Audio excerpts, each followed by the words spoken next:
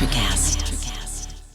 Why wait to see if you'll get something you like this Valentine's Day when you can go to BlueNile.com and find something you'll love? Whether you're looking to treat yourself to a little winter sparkle or show a galentine how much you appreciate them, Blue Nile offers a wide selection of high-quality designs, expert guidance, and free 30-day returns for the ultimate peace of mind. You can even design your own jewelry. Right now, save up to 50% at BlueNile.com. That's BlueNile.com.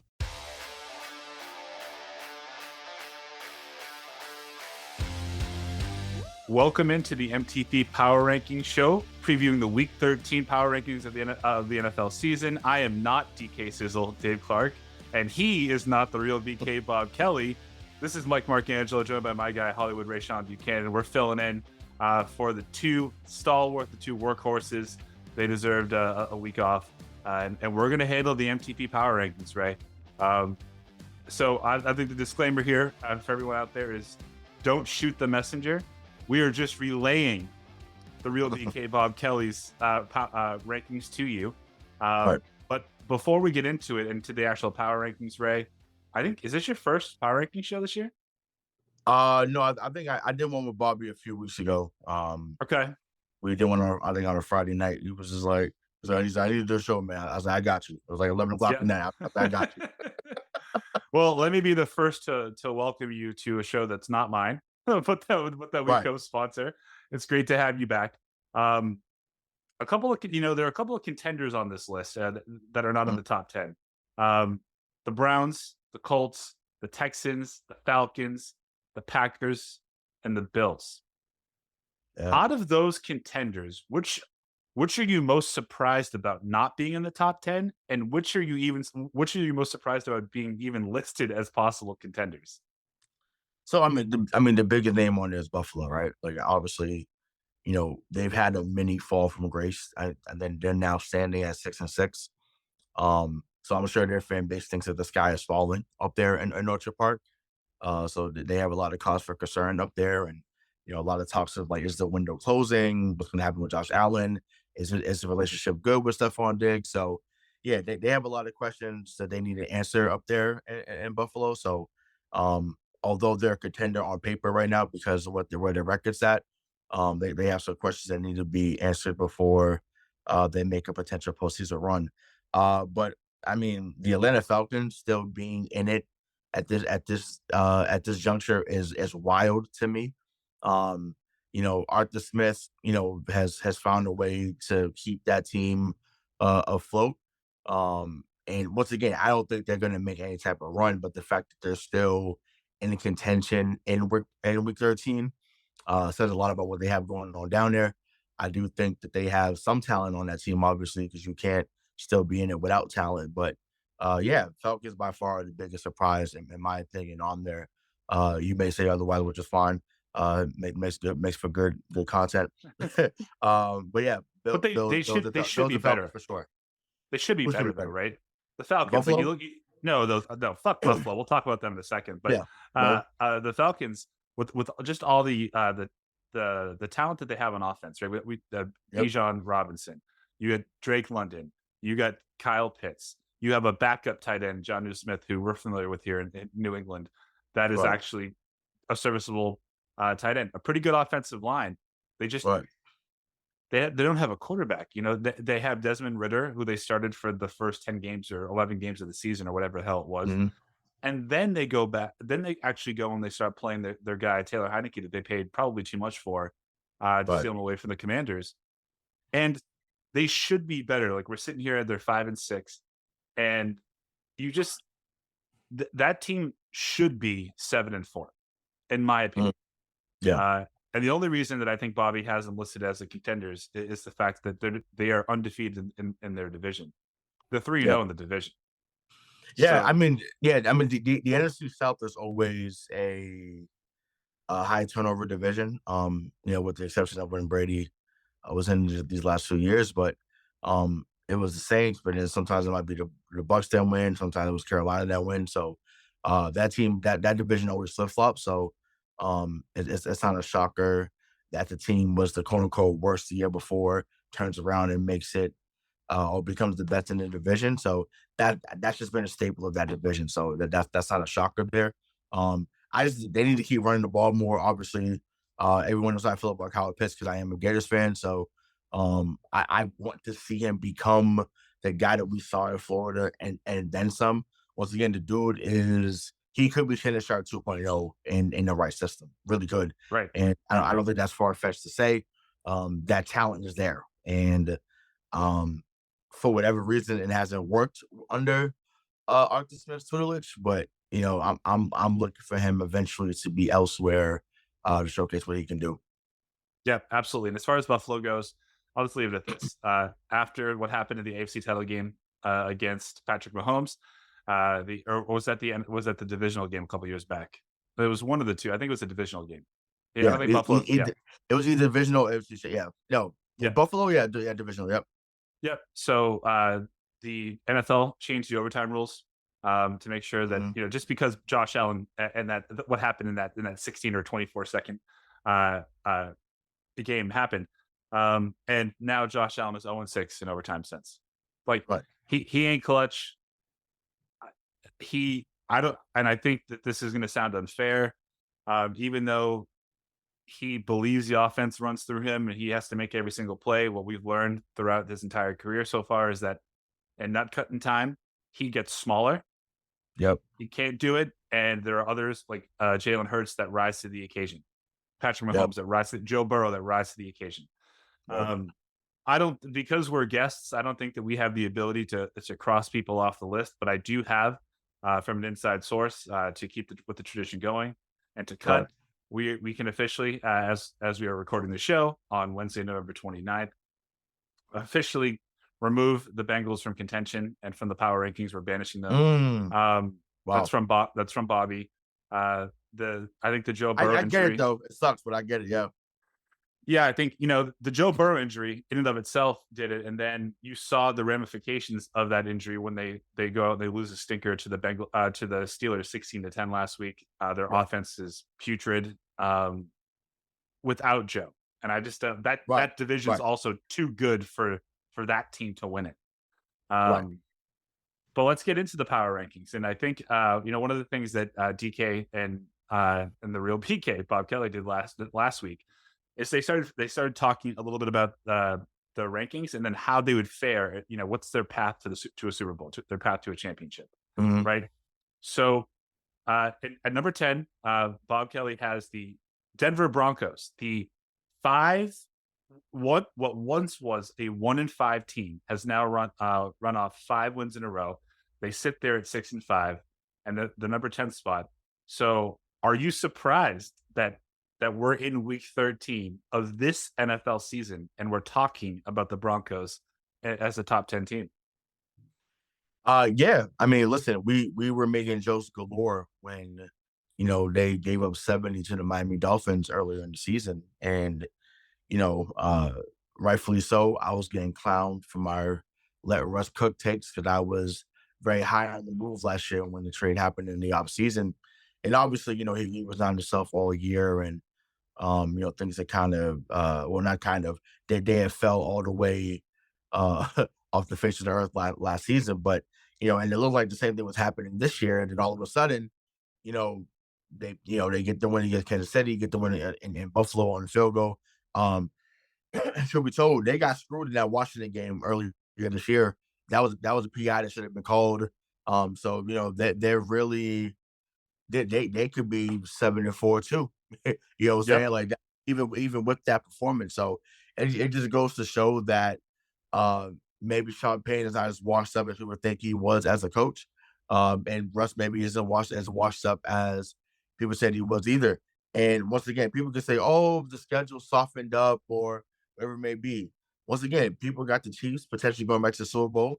People had Buffalo maybe getting at least to the division round, if not the conference championship. So when you have those 2 wins there, you can't call this off. And once again, it is too hard to get a win in the NFL on a weekly basis, sometimes twice a week if you're playing on a Thursday or Friday, to kind of dismiss it and say, well, it was a weak opponent or was this and that. It's too hard to win a game. And once again, Yep. as those that live as resident New England fans, we're finding that out this year where it's hard. Wins are hard to come by. So I won't dismiss that narrative anymore. Where it's like, oh, like, well, it was a soft schedule. No, it's hard to win, and you got to figure it out. The goal is to go 1-0 every week, and that's what they've done for the last 5. And they deserve to be at that number 10 spot.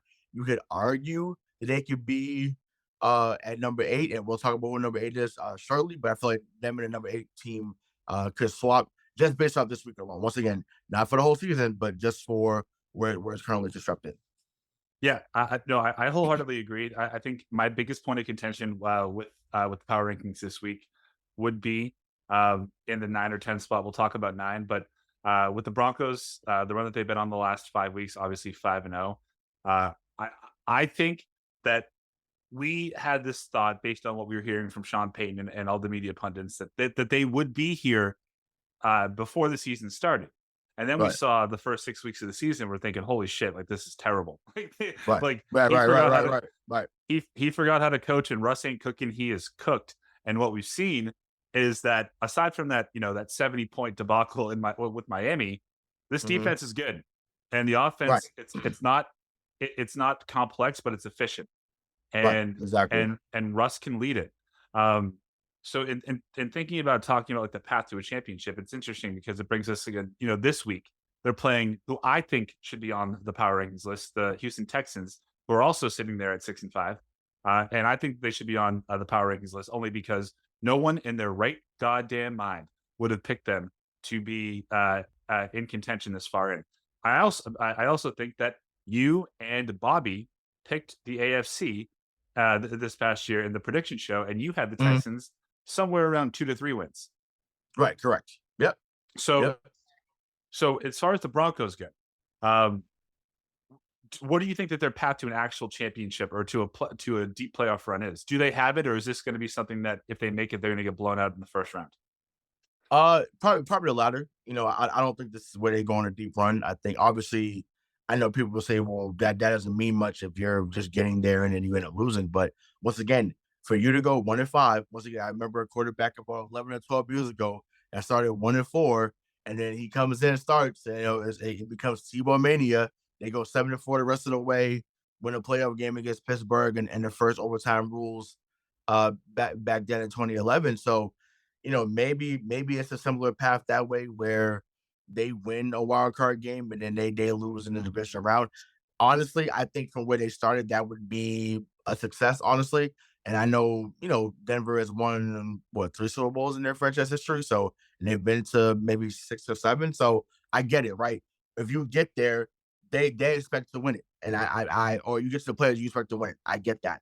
I'm just not sure if they're better than the Baltimore's, Kansas City's, or any other team in the NFC, just at the top of the food chain. So, yeah, but yeah, success to me would look like them getting to the playoffs and then potentially winning a game at the most 2. But the AFC is stacked, and we know that. So there's a gauntlet they got to run through for that to even be a suggestion.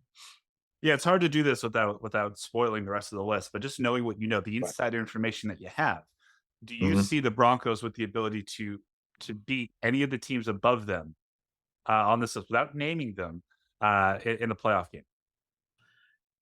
Yeah, I think the team that's at 3, I believe, if I'm not mistaken, I think that the team that's 3 is the AFC team, or 4 ones. I can't remember, but that team I fully believe can be beaten by them. Because once again, I just felt it wouldn't be at an Invesco or Mile High, whatever that stadium was called now out there in Dedham. That's how you know from Massachusetts, right? Denver, the Denvers. What up, Craig? The Denvers, baby. Uh, and that's for the OG listeners there. You know about the Denvers, but yeah, I think that this is a team they can beat. Just because that particular team hasn't had great playoff success as of late. So, that it's possible. And once again, any given Saturday, any given Sunday, someone can get beat. That's right. And it wouldn't be a show that's normally hosted by Bobby and DK and talking about the Broncos if I didn't say this next piece. Looks like Sean Payton, the man that's known for having the python in his pants, can still coach. And number nine, we have the Pittsburgh Steelers, I love it. who seem to have found their offense after firing their offensive coordinator. Mhm. They're sitting there at 7-4. It didn't look as bad this past week as it has Mhm. in most weeks, but Right. they are a bad 7-4 team, in my opinion. What are your thoughts on, the Steelers pick up the win against obviously the uh, the Bengals without Mhm. Joe Burrow, without T. Higgins. How do you feel about where they sit in the power rankings and about their potential to make a playoff run? But this is just what Mike Tomlin does. Like, I mean, I know we joked about them being a bad 11-0 team a couple of years ago, but that was what Big Ben literally on his last leg, right? So, and then they ended up losing to Baker Mayfield in the playoffs, which was crazy. Um, but I mean, I don't know, man. Like, I I don't know if I could doubt Mike Tomlin any longer. Like, once again, does this mean that he's going to get his second Super Bowl in Pittsburgh? Probably not. Once again, there's other teams that are ahead of them. But once again, they are always coached well. They're always going to play hard, and they always play for the betterment of the team. So when you have that mentality and you still have that "I'll run through the wall for my coach," personality, they disguise the limit really. And once again, I think I don't know.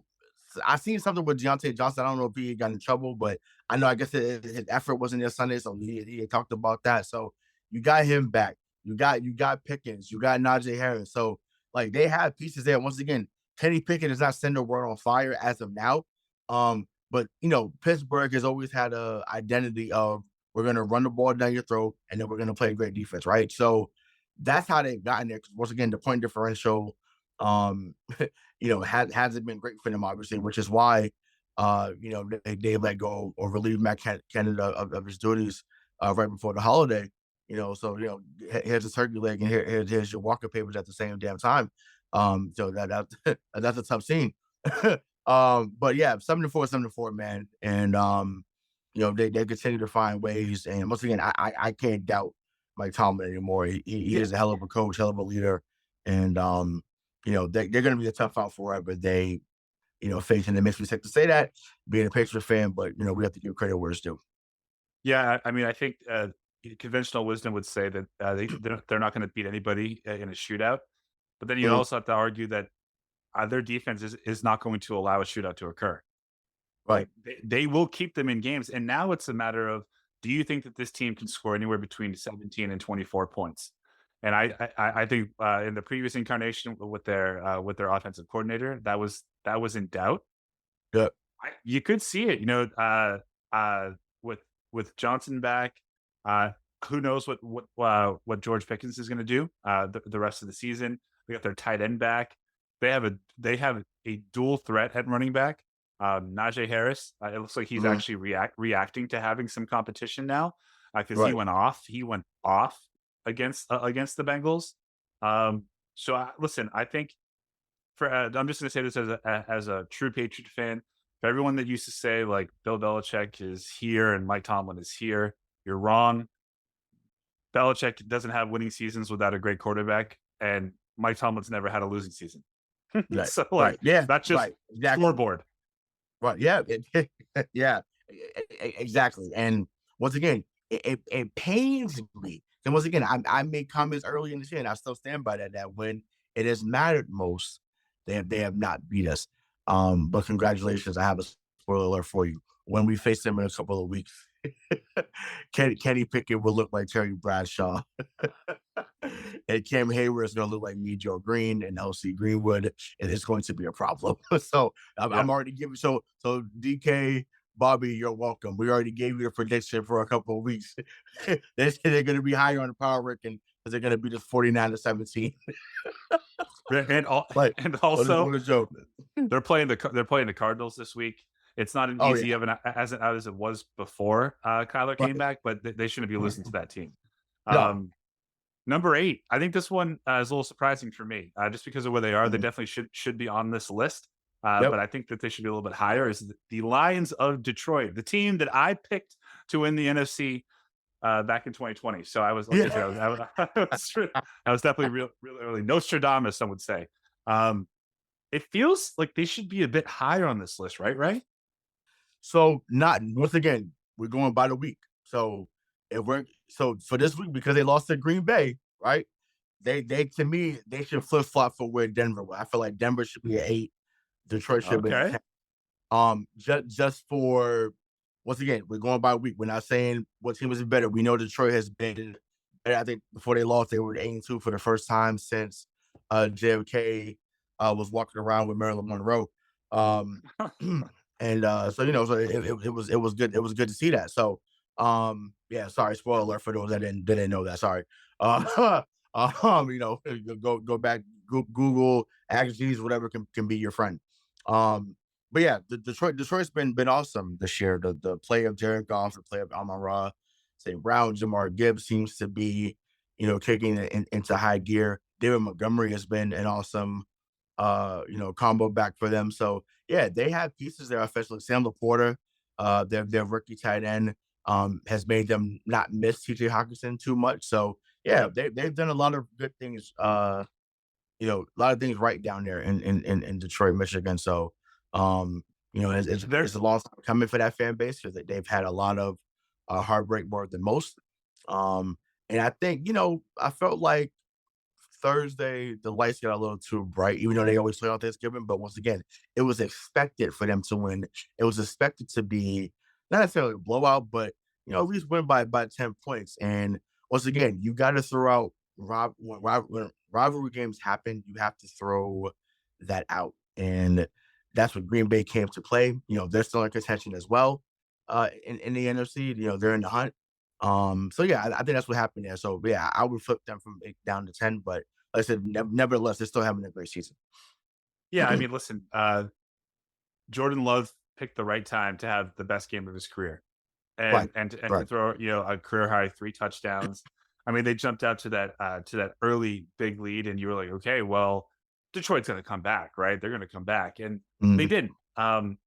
I think maybe the light's too bright, but again, you think about last year against Aaron Rodgers and what was his last game at Lambeau Field, and Detroit before that game started, they didn't know if it was going to matter for them to get into the playoffs. Obviously, then it didn't. Then it didn't matter, but they played their asses off right, because that team is behind Dan Campbell. Honestly, on this list, this is the first team that I can say, well, when looking at the teams that are ranked above them, on any given Sunday or Saturday, to your point, I think that they could take any of the teams. right. I Yeah, do. no, sure, for sure. I said, especially offensively, like they once again they just scored the best. Once again, they were a top 10 offense last year. I believe they're in the same categories this year where they're in the top 10 in categories that matter most. So yeah, like you said, yeah, any given time, they can teams can fuck around and find out That's that right. Detroit can beat them. So no doubt. At number 7, we have, and again, this is such a like if you would have told me 3 years ago that this is going to be these teams are going to be in the power rankings, I would have just Mhm, thrown up everywhere. Number 7, we have the Jacksonville Jaguars, who are sitting there at 8 mhm, and 3. Um, they're I feel like they are a very underrated, not really talked about 8 and 3 team, which mhm, kind of blows my mind when you think about it, right? Because they're coming off of a 24-21 victory against the Houston Texans, I guess mhm. the Cinderella story, the underdogs of the NFL, Right. and they did what they needed to do to win that game. The Texans missed a late field goal, but Trevor Lawrence went off. I mean, 364 a TD, ETN. I mean, he didn't light it up rushing, but that team just felt like the weapons on the team between Calvin Ridley, Christian Kirk, Mhm. ETN, Trevor Lawrence, like we should be talking about them a little bit better than we are. Why do you think that nationally or even here at MTP we aren't? The market. This is that simple, and I don't want to make it sound over simple or oversimplify. Excuse me, if I can speak correctly. I just think yeah, and it's the market they're in. And once again, Duval County. Shout out to Duval. What up? What up? Hey, Shannon. Shout out to Duval. Shout out to Duval. County. Like they love their Jaguars out there. Um, but it's like it's really just Jacksonville, maybe a little bit some people in Georgia.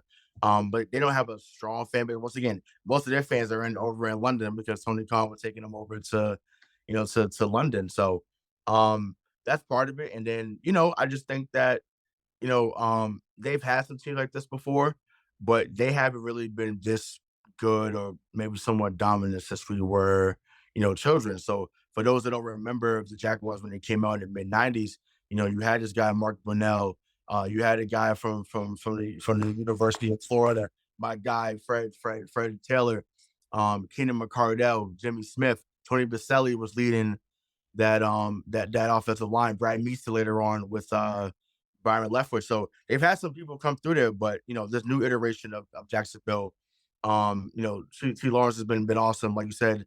And it's funny, remember, people was pounding that Christian Kirk signing, right? Remember, 4 years, $100 million. It was like, yo, why would you give him that much money coming over from Arizona? But he has fit the bill, and he's turned to Captain Kirk. Shout out to Star Wars. So I just think that he shout out to fucking Star Wars, Star Trek, dude. Star Wars, whatever. Either way, I'm sure someone was listening like, oh, he's so he doesn't know his stuff. Yeah, I don't. You're right. But you couldn't come do what I do. Yeah. So I'm here to make money, not friends. Right. No, that's for you, baby. But yeah, but no, I just think that, maybe teams, maybe not teams, but maybe pundits would maybe do like a wait and see with them. But nevertheless, hey, here we are. We're talking about them, but we're giving them the just due. And they're on the rise for sure. Yeah, I also feel like that's another team. I don't think that the Jaguars could beat everybody on this list, but I do think 7 out of the 10 teams, or sorry, 7 out of the 6 out of the 9 that remain, aside from them, I think they'd be the favorites in the playoff in the playoff game. And it could be interesting, right? We could be talking now or later this year about a deep playoff run for the Jaguars, the Lions, and then these next individuals sitting at number 6, the Miami Dolphins, who are coming off of a Black Friday victory over the over the New York Jets, who I laugh because their offense it reminds me of our offense in New England right now, but it's just a little bit better. Say what you want, that defense is still good. And when I say good, I mean like top 10. And you get Tua, Mostert, and Reek and Waddle just running fucking rampant over them. I mean, 34-13. Jaylen Waddle has 8 catches for like a $115, and Tyreek Hill still catches touchdowns. You got a 99-yard interception, like pick 6. The team, I think the biggest knock on them for me is that they don't beat other good teams. Right. They're going to have to at some point in time, especially if you believe in a deep playoff run. I do think that this team offensively has the ability to do that. But I think after this week, they should be sitting at 9-3 because the Commanders shouldn't pose a threat. But what are your thoughts on them at number 6? And do you think that they could contend with the 5 teams above them? Yeah, I mean, I think they're getting healthy at the right time. Obviously, Jaylen Ramsey had played or made his debut against the Patriots a few weeks back, and so he's starting to get his legs back. He's had a couple of picks, and he's made some impactful plays as he usually does from that position. But the reason why I think eventually they may be a team to be reckoned with is not because of the pass game, because once again, when things get cold and the wind gets involved, you're not gonna be able to throw it all over the field, right? And they don't have obviously you have Tyreek Hill, you have Waddle, but they're not when I mean go get them somebody, you're not gonna just throw it up and then they can just go leap up and get it like how Moss and T.O. used to do back in the day. Nevertheless, their philosophy stems from San Francisco.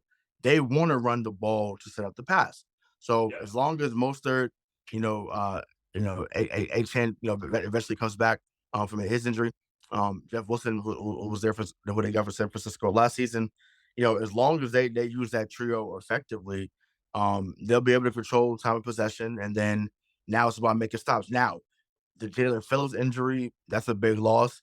Um, you never want to lose someone of that caliber this late in the season. But excuse me, offensively, that has been their calling card. So hopefully they find a way to figure it out. But yeah, they're going to, like you said, they're going to have to figure it out at some point to be a team that is above the minutes ranking. Like I said, we'll speak about the teams that are ahead of them, as the show progresses. But yeah, offensively, they're definitely the scariest team in this list for sure. Because they can get 40 on you in a blink of an eye. So well, we'll see how it unfolds. But yeah, they got some work to do to be taken seriously in the future. I think to your point though, right, about how when it gets cold, it gets harder. It gets harder to throw those deep balls, and that's why Mhm. for the most part, you would see guys like To and Randy. I think Randy's an anomaly just because of who the quarterback was, but you see Right. those big receivers tend to have lower impacts or lesser impacts in December and January. What I would say about the Dolphins offense is most of their yards are yards after catch. Like Tua, this isn't a knock on him, so I hope don't take it that way. But Yeah. he's throwing 10-yard outs, 15-yard slants, or 10-yard Mhm. ins, and Waddle and Hill are doing the rest. So it's almost like they have 5 running backs Mm. because it's Yeah. it's it's a short passing game that their speed allows them to turn into a deep passing game. And then Right. Tyreek's used to playing in cold weather. I mean, he made his money in Kansas City. This ain't Right. gonna do to him. So as someone who lived down there, um, your blood thins out.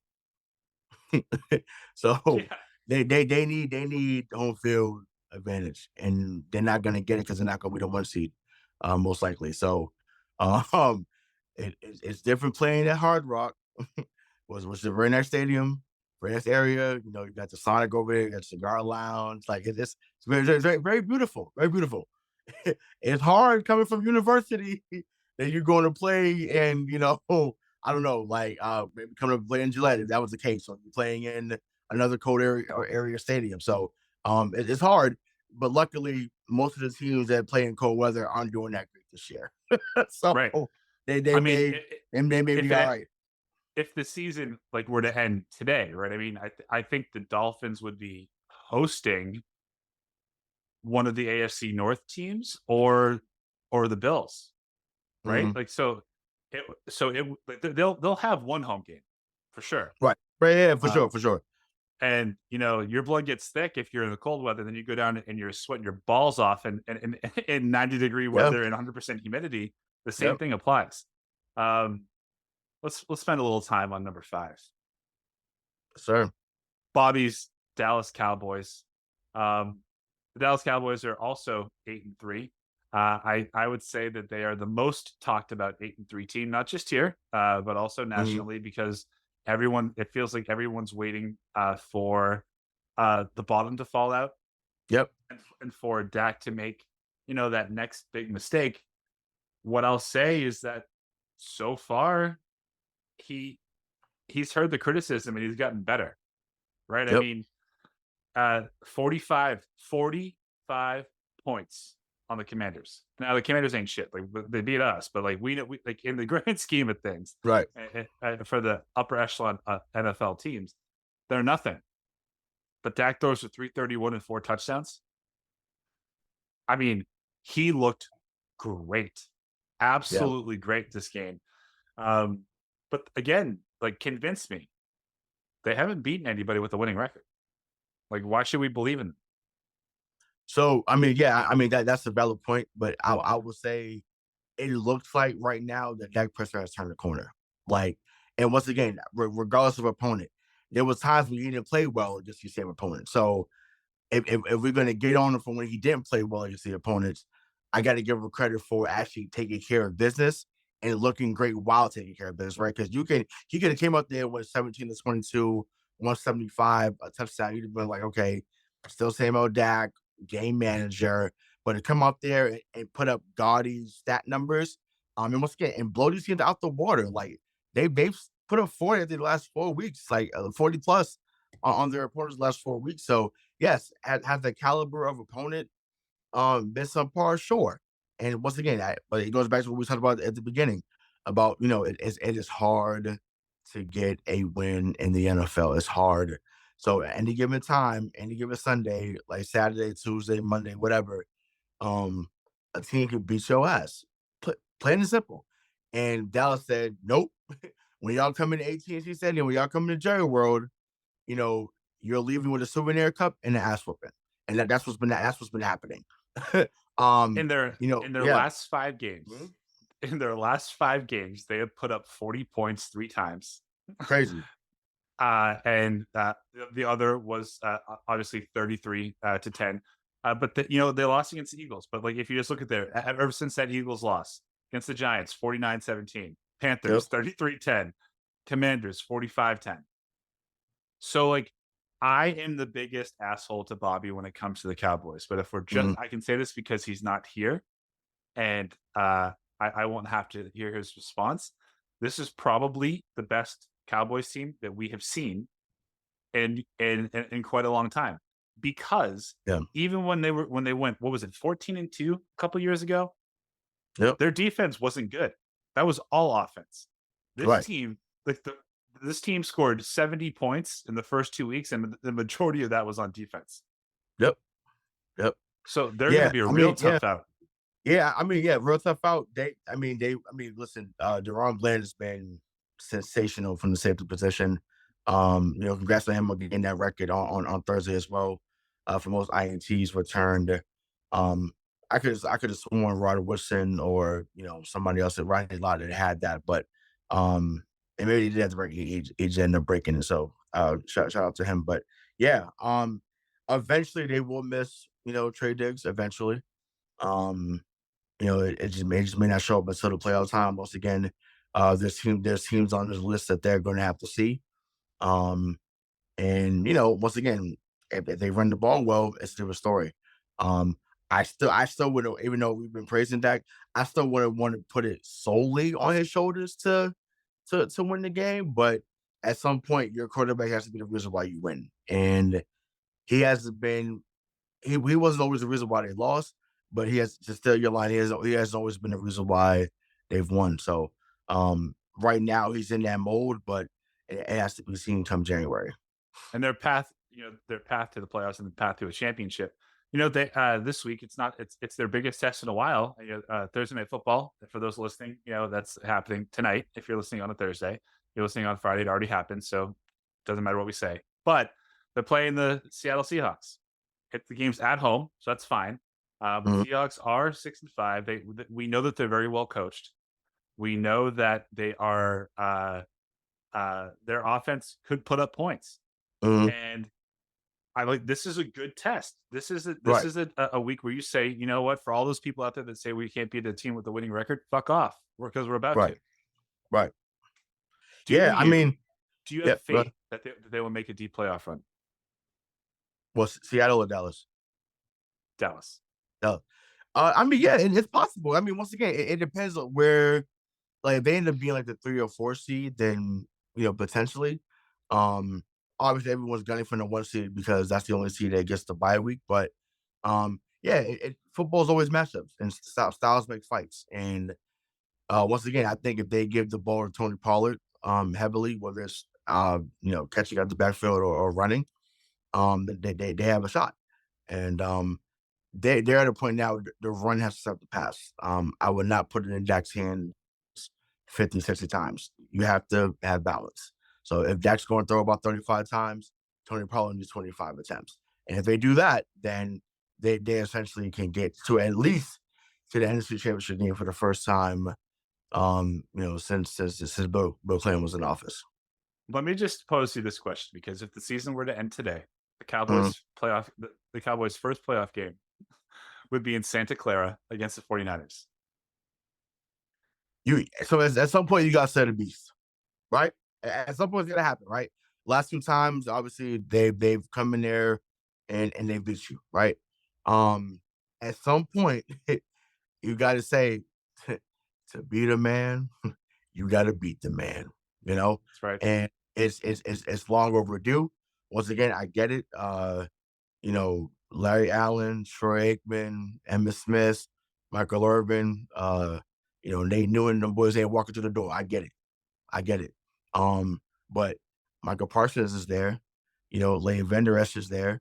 Zach Martin is there. Paul is there. So you got your new wave of stars there. Make it happen. And once again, podcast Micah, podcast P, the other podcast P, you can't. Once again, you turn into Draymond in the NFL. Well, you're more talented than Draymond is, but it's like you're turning into Draymond where you're talking. You're talking a lot of good stuff. Once again, love his rants, love his takes. He's a very sound and articulate brother. So I enjoy his content. However, at some point, the talking has to stop, and that game is won within them white lines, brother. So you better figure it out. Or as my grandmother said, God rest her soul, boy, you better get right before you get left. So they got to figure it out. They got to figure it out. So if that was the case, I hope it's that, because once again, it makes for cinema. It makes for that drama there. So I hope that we get that matchup and whatever round. Because eventually, like I said, they have to set a beast. So for the top 4 teams, we're going to try and keep up with the tradition that Bobby and DK have set forward. So at 4, we have the Baltimore Ravens. At 3, we have the Kansas City Chiefs. 2, we have the San Francisco 49ers. And spoiler alert, surprise, hot take, number 1, we have the 1-loss Philadelphia Eagles. So 2 AFC teams, 2 NFC teams. Yep. If the Chiefs and the Ravens play each other for an AFC title game, who wins that game? I'm going with Baltimore this time. And the reason why I say that is it's the same thing I just said about Dak. It is time. In Kansas City. Okay, we've seen them lose in Kansas City a couple of times last few years in the playoffs. It's doable, and I think that is it a harder task? Absolutely, because they play out of their minds up there. So I don't want to make it seem like it's impossible or it can't happen. But yeah, they for sure play different out there at Arrowhead for sure. But it's the same thing we just talked about with Dak. It is time once again to be the man. You gotta beat him, right? So once again, we were a few years ago when they started to get that rivalry started, and the so-called rivalry was about to start. People were wondering, who are you? Are you team Lamar? Are you team Mahomes? And yeah, obviously right away we saw that Mahomes was head and shoulders, not above just Lamar, but everyone else in the league. Right now, I won't say that's the case. Obviously, Pat Mahomes to me is still the best quarterback in the league, but other teams are starting to catch up, other players are starting to catch up. And I think for me, I think Lamar's had a really good season. Baltimore obviously has had a really good season. And I think that, yeah, if they I think it's time. And once again, this may not be a time they do this every year, every single year. But once again, to get to that point, and for people to start looking at Lamar in a different light, I think this is the year they actually get that done. So interesting fact that I'm sure that because you know everything. Do you know that since becoming a starter in the league, Patrick Mahomes has not played a playoff game outside of Arrowhead? Crazy. Crazy. That's fucking wild. So it's for that reason. I feel like that was. Oh no, that wasn't Brady early on because they went on the road. But wow, yeah, that's crazy. That's crazy. I mean, they went on the road their entire 2001, aside from the Raiders game. Like, they went to Pittsburgh, but then from then on, it was pretty much until 2005. But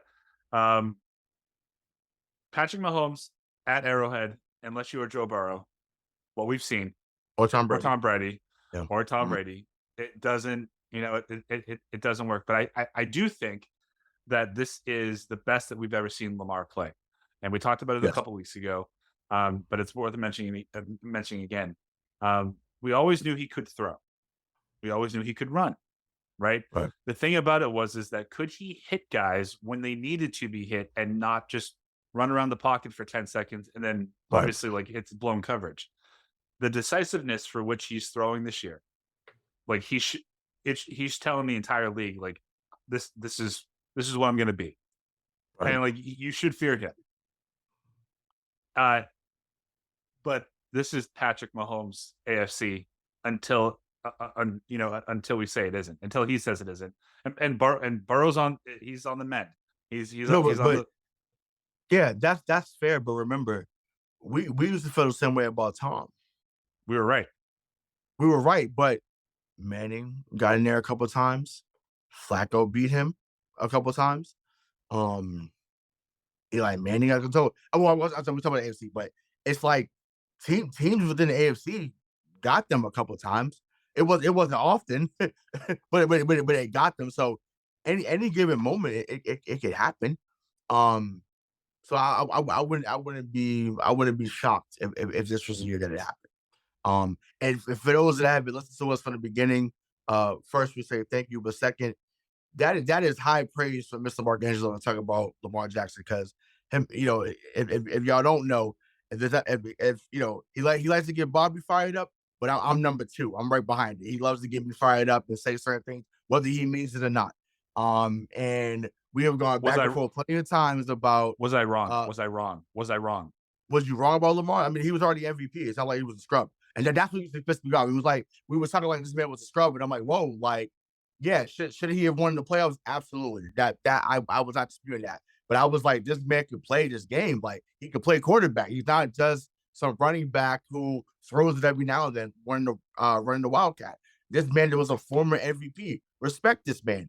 And too many weren't doing that. So I think now people are seeing what I felt a few years ago. But yeah, of course, it's like you said, nut check time. It's time. It's time for him to step up or step aside, and we're gonna find out later on in the playoffs for sure. All right, so you have the Ravens beating the Chiefs if that was the AFC title game. I differ. I had the Chiefs beating the Ravens because of where it's being played and who Patrick Mahomes is. So then we have 1 and 2. We have the Eagles and the 49ers. NFC title game. That's going to be if this was the list, right? NFC title game in Philly. Who wins? I think it's redemption time. I'm big on that this year. I'm going with San Francisco. I think once again we've seen when they're at full strength, they dominate. It's just that simple. And once again, Philly's been great. Philly's been awesome, and it'd be a hell of a story. If they were to figure it out and get it done after how they went out last year in that game. But I just think the way, listen, McCaffrey, Debo, Ayuk, Kittle, Fred Warner, obviously the additions of Chase Young, like it's just too much. It's too much. Like that them boys are serious. And I just think that they're in the back of their minds, they're like, yo, and once again, they went on a whole apology tour about it. So they trust me, they're thinking about it.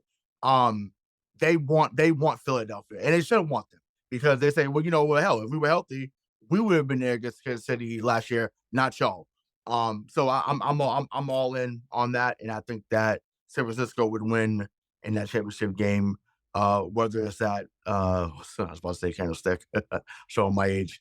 Levi, it's the link. Yeah, no, I'm saying whether it was at Levi Stadium or at the link. Yeah. So.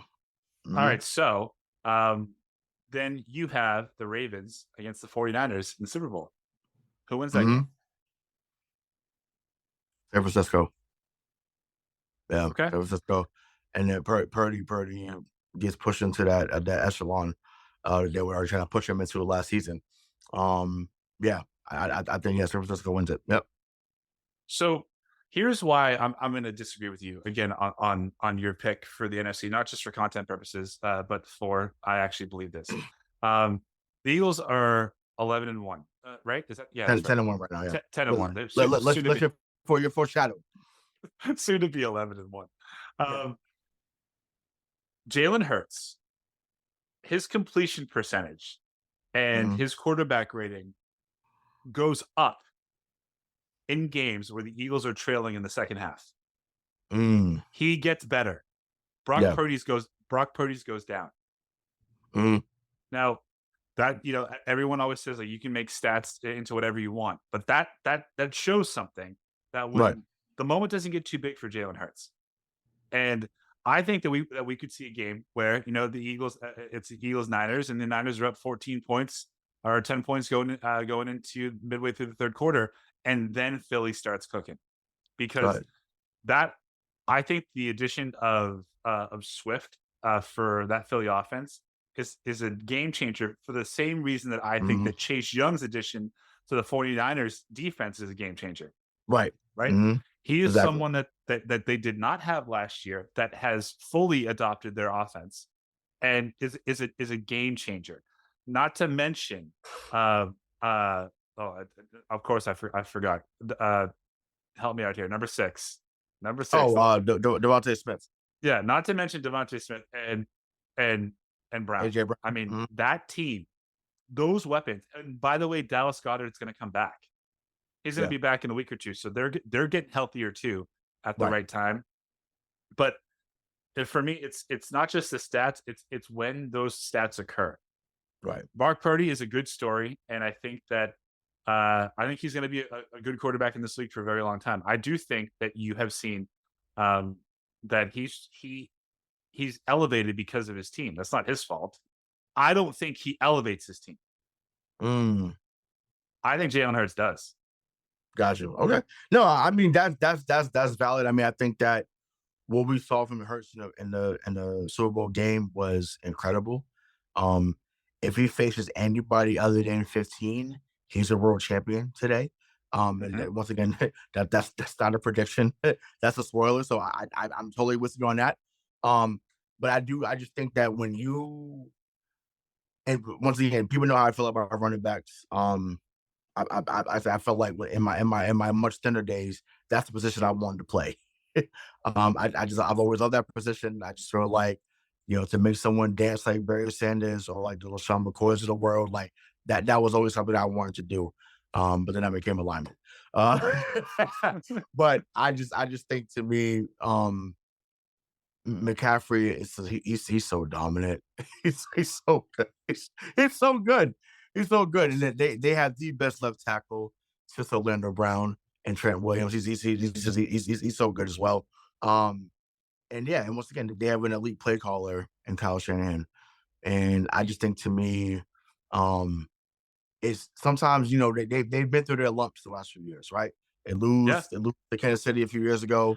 And once again, that's part of this story too. It's just like, yo, we had this, we were overthrown past to Emmanuel Sanders away from being a world champion. People forget that because why should you remember that? I'm weird and I remember shit like that. But if you don't if you don't overthrow Emmanuel Sanders in Super Bowl 54, you're a world champion. So Also, they are is what it is. they're a Bryce Young, number one overall selection, and uh, a lucky that they fell into Brock Purdy away from being a team that would be committed like one of the biggest draft busts in recent memory and Right, derailing their franchise because right, that Trey Lance pick was bad, but right. they got lucky with Brock Purdy. In the name of redemption, I think the Eagles beat the Niners, and I think that if the Super Bowl was played today, I think the Eagles beat the Chiefs. And Yeah, listen, I think that the AFC is Mahomes for until further notice. But you get those two teams in the Super Bowl again this year. I don't. I think Kansas City's defense is better than it was last year, but Philly's offense is way better than it was yeah, last year. yeah, yeah. And it's just like I mean, yeah, I mean, the rematch would make sense for so many reasons, but which we're probably on that collision course if we're being honest, but um, I'd even be cool with Philly Baltimore. I'd be cool with that too. I think that would be, black quarterbacks again, two black quarterbacks again, leading the way, coming a long way from when we never thought you would see two black quarterbacks in Yeah. the starting lineups for a Super Bowl led team. So that would be dope. But um I would love to see how they would try to stop Lamar. And they got a hell of a defensive line too, but we've seen Lamar make people look foolish on the field. Oh Um yeah. I would love to see that on that stage. It'd be great. So that's the list. We have the at one the Eagles, two the Niners, three the Chiefs, Ravens at four, Cowboys at five, Dolphins at six, Jags at seven, Lions at eight, Steelers at nine, Broncos at 10, and the Seahawks not even mentioned as contenders. So again, Ray, we made it through. right? Yeah. I think we did a serviceable job. We put the guys over, and we made sure that everyone knows that we're just the jobbers in here. But if you don't like the list, don't shoot the messengers. We're just delivering the news. We don't make the news. For my guy, Rayshawn Buchanan, this is Mike Marcangelo saying we'll talk to you next week.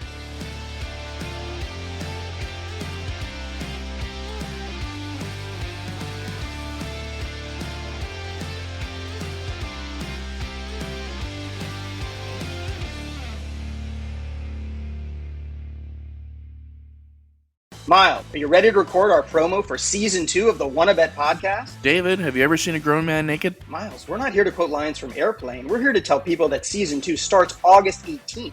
But I like Airplane. I know you do, but Wanna Bet is a sports betting podcast. Each week we bet $1,000 on the NFL teams and games that we love. Well, that sounds like fun. It is fun. And last year you picked over 60% of your games correctly. How'd you do? We're not talking about that. We are telling people that they can find us every Friday. So no more movie quotes. Roger. Electricast. Hey there, I'm DC. I host the Rock Podcast, Back to the Arena, The Interviews. It's about a 30-minute podcast where I talk one-on-one with a band who has released new music. You can find us on all the best podcast sites like Spotify, Apple, Google, iHeartRadio, and more. If you're a rock fan like me, subscribe today to Back to the Arena, The Interviews. Electricast.